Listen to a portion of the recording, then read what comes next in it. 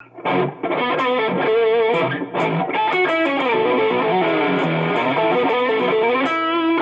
to Canadian Tactical Officers Association copcast. Right now we have on the line Mubin Shaikh, who was instrumental in taking down the Toronto 18. And Mubin, I'm just going to let you give a little bit of your background to the listeners. Yeah, absolutely. And thanks for having me. It's really my pleasure and honor to be with you guys. Big supporter of all the stuff that you guys do. And any way I can, keep moving that forward, I'll definitely do that. So I guess it comes down to me and my history, and it's an interesting one, that's for sure.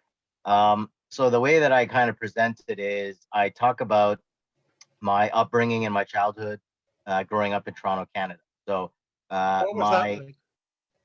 so my parents are from India.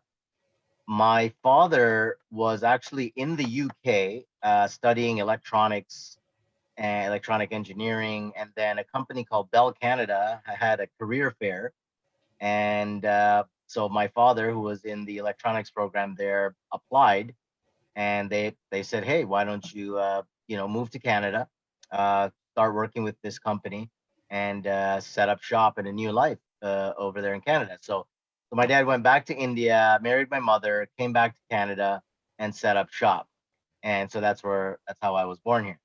Um, and the highlighted points here are I went through an identity crisis as I was, trying to navigate the space between what my cultural community wants from me and what the Canadian society was presenting.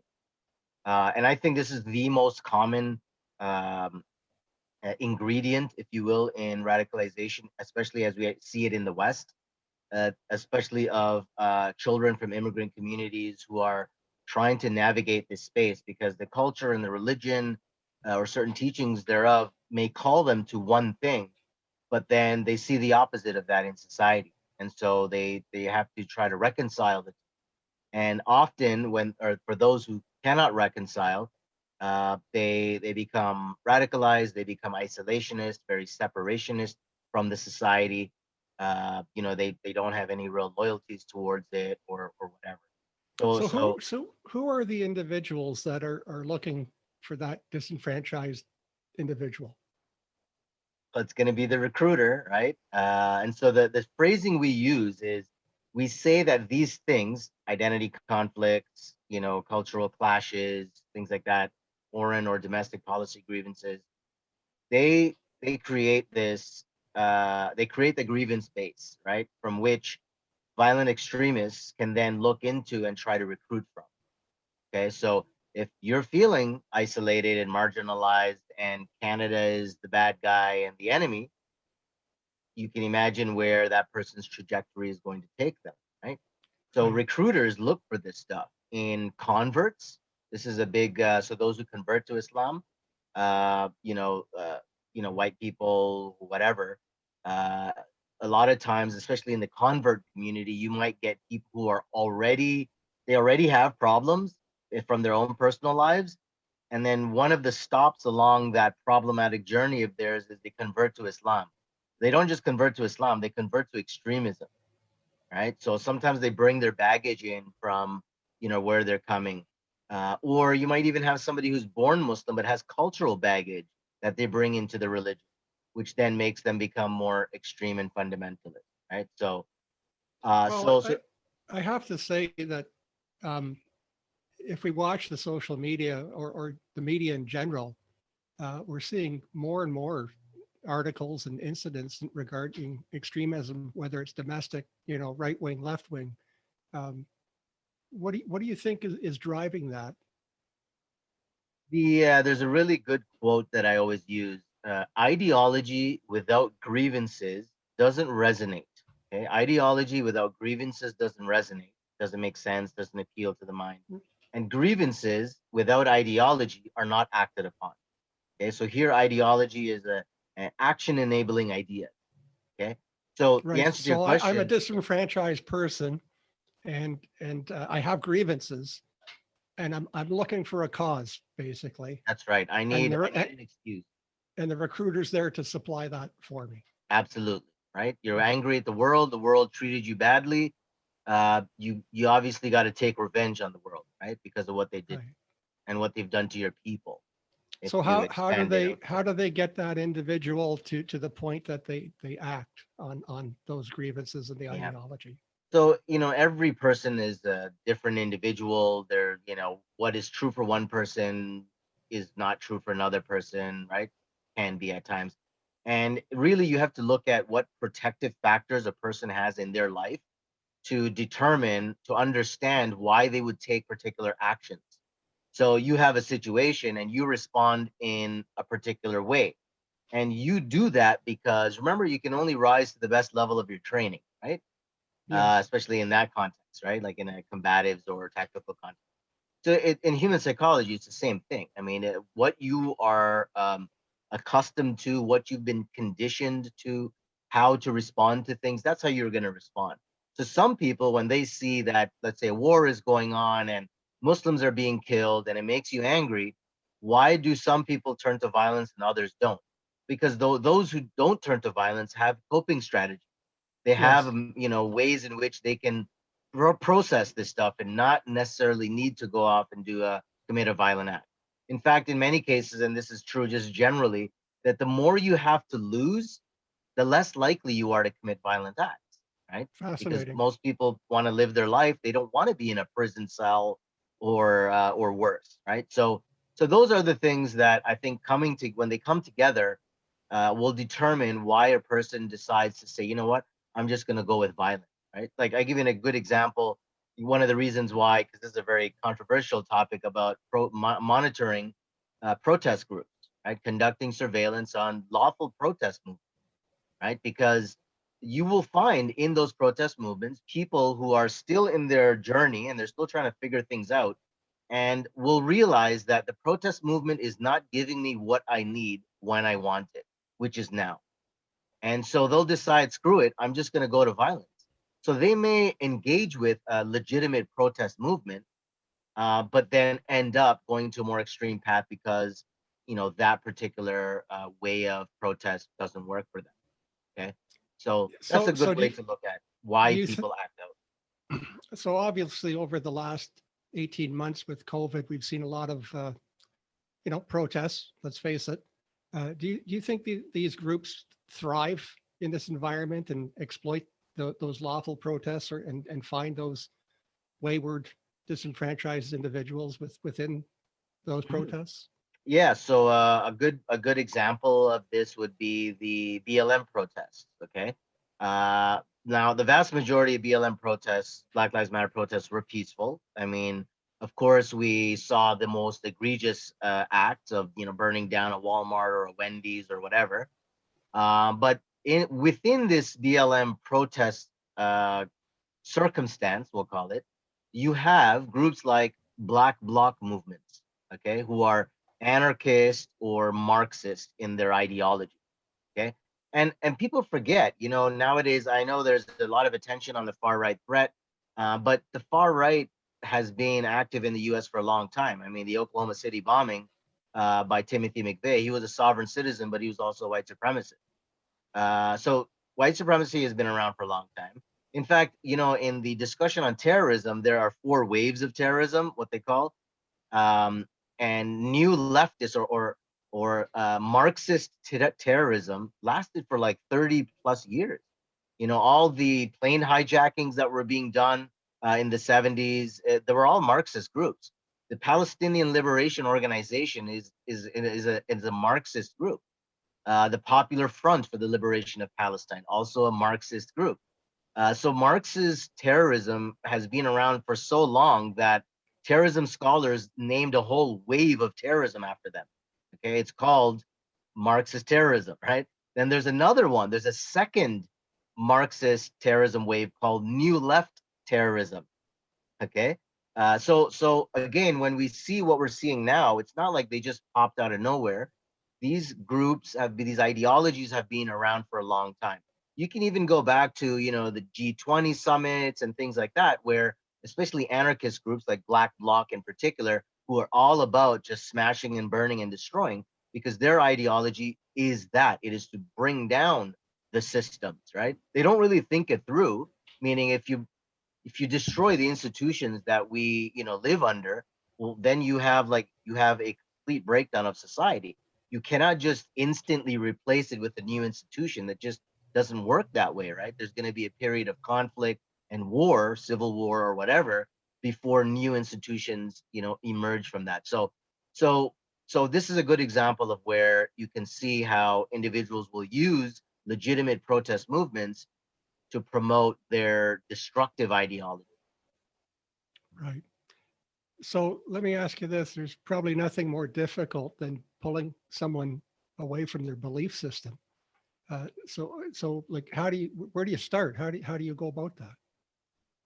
This is it's so difficult because I always give the analogy, especially now that it's so relevant. Try to convince a Habs fan to become a Leafs fan. Okay, I mean, you want to talk about how hard it is, right? Like that's the level of commitment you're talking about, especially if they're a diehard fan and they got all the jerseys and all the paraphernalia and they've invested their time and their identity and their standing in society based on that kind of team camaraderie. How are you going to get them off of that team and to join another team, right? So So let yeah, me very, ask you very this difficult. then. If we can't get them off the team, how do we prevent them from getting on the team? And I Right. think you spoke to that earlier in regard to support, from family, friends, school, religion. Yeah. So I mean, in the terms that we use, disengagement is something where the person no longer will act out in a certain way. So they might still have beliefs, but they won't act out on the beliefs. Okay. So that's disengagement, where you pull them back from the actual behaviors, but their mentality is still in need of repair. So that's what de-radicalization. It is a complete shift in the thinking. Okay. And then the behavior follows. So there are ways to do it. Like I'm working with an organization, shameless self promotion, called Parents for Peace. It's parentsforpeace.org. We center it around the family. These are families that have been impacted by extremism. So their kids have been arrested or their kids have absconded and gone overseas and are either still alive or are dead, in prison. And so what we try to do when we talk to people, and we are dealing with cases across the spectrum. Like we had a guy who was part of Antifa in Seattle, Washington, who absconded and actually joined the YPJ in Syria, right? Fighting ISIS, right? Now they're a Marxist group as well, right? So you can imagine for a guy to go from Antifa to a Marxist group like that is almost like a seamless transition because the ideology is exactly the same. So now this kid, 20 years old, 20, and he's now overseas there, and like this guy's been they've been moving him up the ranks because he's a white guy, right? He's great for their recruiting and whatnot. So like we have them across the spectrum. We got kids who think they're white supremacists, kids who think they're ISIS. Like there are a couple of big cases that are in the media right now. One guy, James Cameron, who he and his wife tried to go and join ISIS in Yemen by going on a cargo ship. So they got arrested. So we're dealing with him now. There's another kid or young guy from the Governor Whitmer case, where militia guys were basically in a plot to kidnap and kill her. So one guy basically flipped, if you will, pleaded guilty, said, "Yep, we did wrong, and I want to make amends." Right. So this guy's actually shown a lot of good signs that he is disengaging and de-radicalizing. So we look at threats from across the spectrum. The process is the same, whether you're dealing with them on the left or on the right or religious or racial, whatever it is. The process tends to be the same, right? There is ideology, and then there are grievances, right? Things that are being done wrong, but that I need to feel, I feel the need to do something about it. And so that's what de-radicalization really comes down to, is walking them back slowly away from where they were. And while you're doing that, replacing it with a new identity or a new ideology, if you will, right? Sometimes it gets really tricky because a person who is like, imagine just completely changing the way that they thought about the world. It's a big change in their life, right? And it really it's very tricky. It's a very sensitive and has to be done slowly. And even the messaging that you use and the mannerisms that the intervener will use, all these things come into play. It sounds very much like being drawn into a cult. Yeah, it's exactly like that. It really is. Fascinating.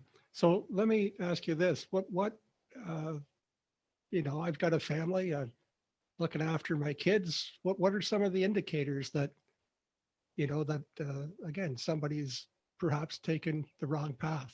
Mhm. So the Like number one. what do we do as a community? Like I'm a Mhm, teacher. I'm a priest. I'm the cop mhm. on the corner. How do we like what are we looking for? Right. Good question. Good question, because a lot of like those of us who are specialists in this stuff, we get bogged down in the details, and then we kind of forget, like, well, the average person is like, they don't have time to go down the rabbit hole of radicalization theory. So, so one way that we approach this, especially like Parents for Peace, the way we do it is we are training, or we're trying to educate and inform parents, what to look for. And those things include really aggravating factors like violent rhetoric is the biggest indicator. Okay, so for example, let's start like this. And we've had this. We've had in rural South, in the South in the U.S. in Alabama, and some other places like pardon the term, Whitey McWhiteville, and the daughter decides to convert to Islam, and now she's wearing a hijab. Now, in Whitey McWhiteville, in the South there, that is just like, that's a red flag, is what that is. That's a target on your head, is what that is. So parents become very scared, right? Because like, somebody gonna attack us because my daughter converted? Like, what kind of Islam is she converting to? Is this like a rebellion moment of my kid? So we've had cases where there was a copper who was anti-terrorism investigator whose daughter joined ISIS, and Hmm. it was such a bad story where like he had to hear her on tape talking about how she was going to kill other cops. Okay, and this guy was and I know personally at least three cases where the children of police officers were one of the investigators in the Boston Marathon bombing. Yes. The kid got radicalized, right? So what we look for is understanding what is not radicalization, right? So when you see somebody that they put on a hijab, or they might start growing a beard or praying 5 times a day, that by itself is just a proof that they've converted to a religion. All right. Not that they've radicalized. Because now when you now add aggravating factors to that. So violent rhetoric is going to be the biggest tip off, right? Viewing a very narrow interpretation of the world, us versus them, black and Is white, is that Muslim also versus kuffar. again? Is that also a narrow interpretation of the particular religion that they've attached Yeah, themselves no, to? definitely a narrow interpretation of the religion. One of the things that I always tell parents first and foremost is any kid who converts to Islam and then starts to be bad to their parents, this person is radicalized, because Islam is Fascinating.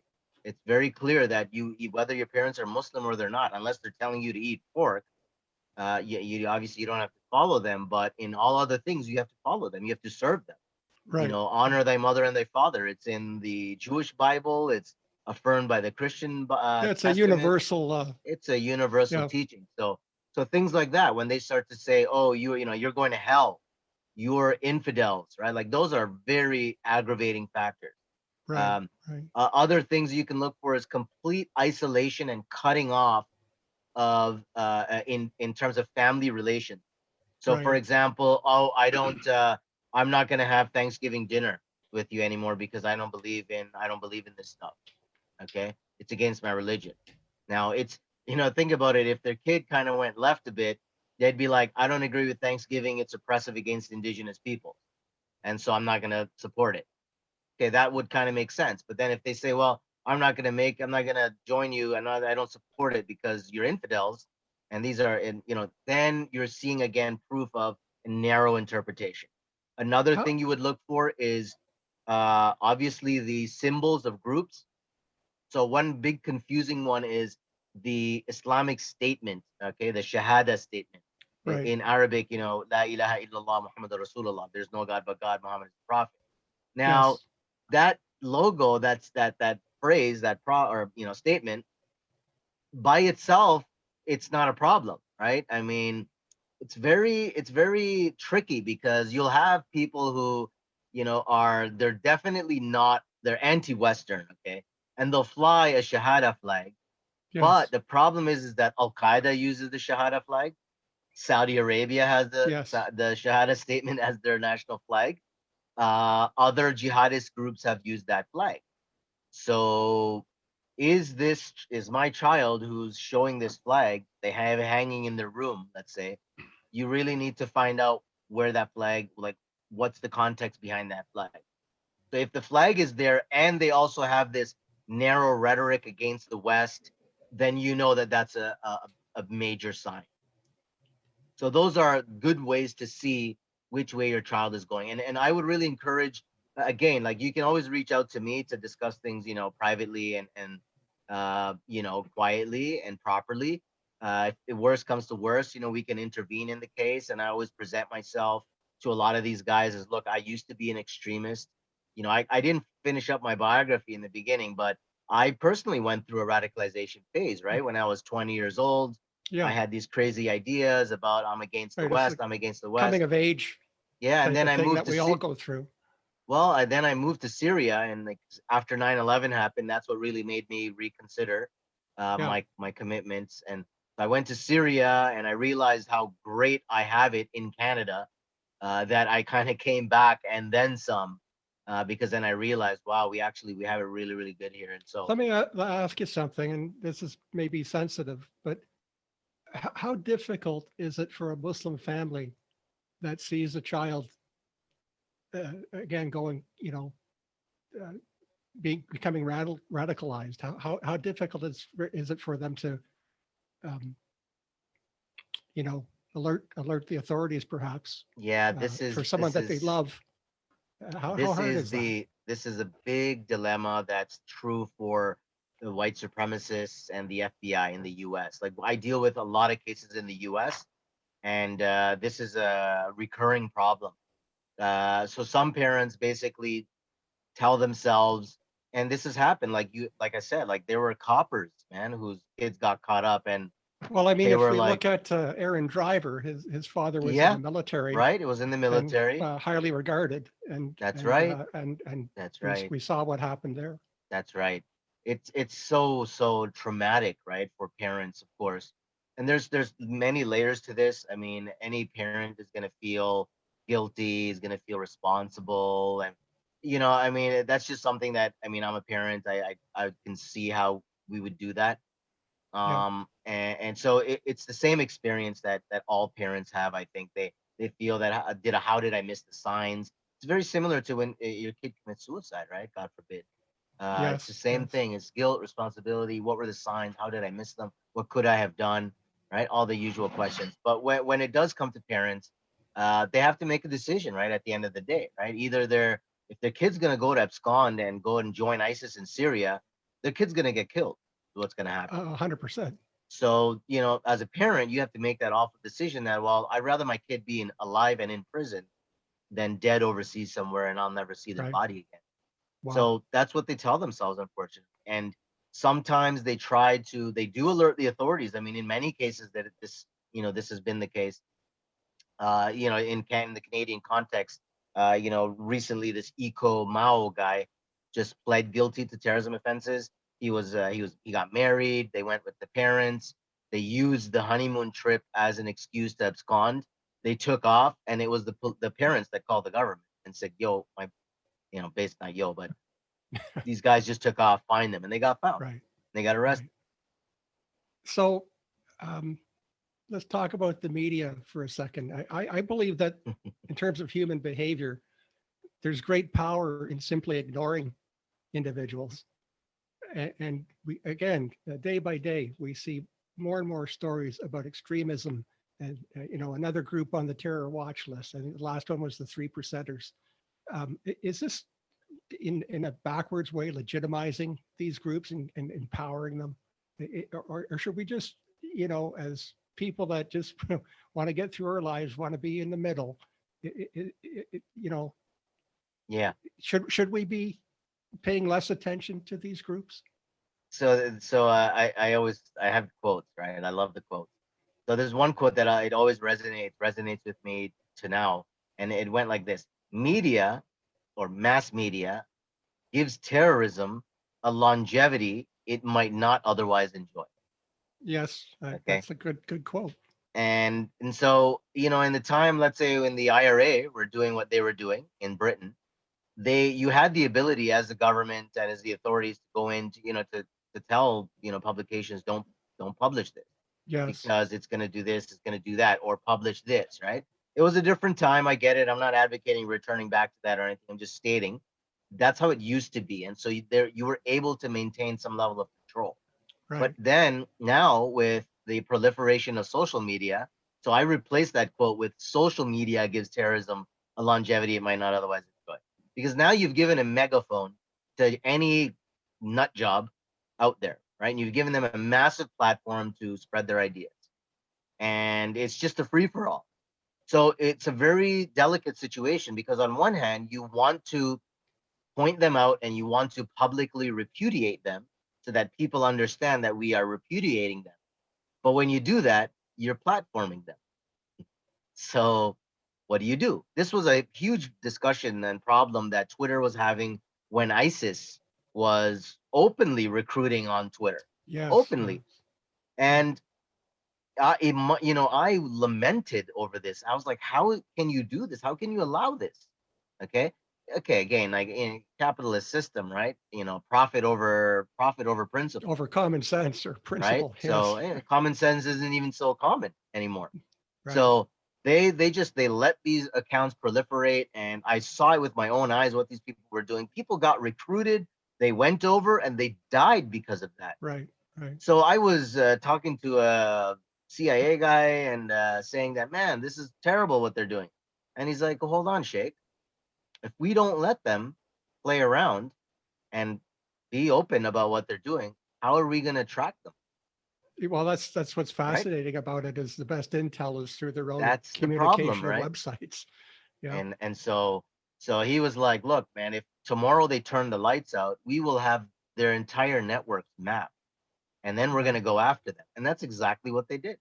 A lot of these Okay. guys started to go dark, but everything had been mapped out already. They had already infiltrated a lot of networks, and then some guys we tracked, and some guys got whacked.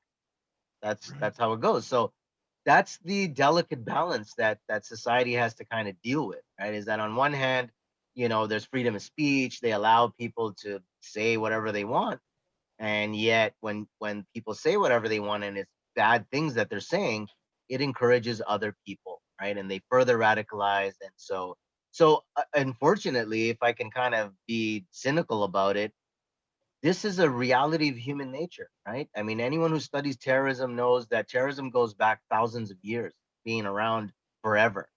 And crime in general, like you'll never get rid of crime. All right, anywhere there's a group of people, there's going to be crime. Are you Okay, it's seeing a link between organized criminal groups and extremist groups? oh, big time, big time. This has been the case for decades. For example, Hezbollah is a big player in the drug smuggling business. Okay, and it's weird how they think because they're Shia Muslims, and for them it's like we can sell drugs to non-Muslims, which is ridiculous. You're not. I mean, what is prohibited for you to take, it's prohibited for you to sell, Yes, right? yes. So The you can't. dichotomy there for sure. Yeah, it's just they develop this ends justifies means thinking, and this Right. is this is against Islamic thinking because the religion teaches you that you cannot arrive at a wholesome, lawful end result by using unlawful means, right? Right. So what these Well, guys again, do I is, think that's a universal principle. yeah, and so it's just like cartel members who go to church, or like Right. Italian mafia members who go to church, Sure. right? Yeah. So the way that they use but on the ground, extremist groups and criminal organizations, they are hand in glove. A lot of the stuff, when they're moved, that's why there's so much law enforcement attention on these illicit smuggling networks, whether it's human trafficking or documents or weapons.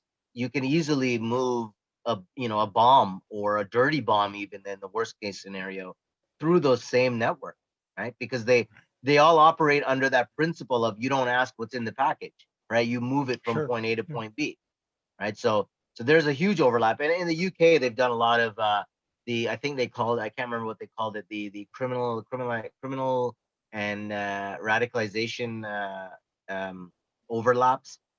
So how criminal networks and it's hand in glove, because Right. look at extremist groups. When you're looking to recruit somebody who's going to press a trigger on a bomb or be a trigger person or kill or saw somebody's head off with a knife, you're going to get them from the criminal world where they're used to doing that sort of stuff, right?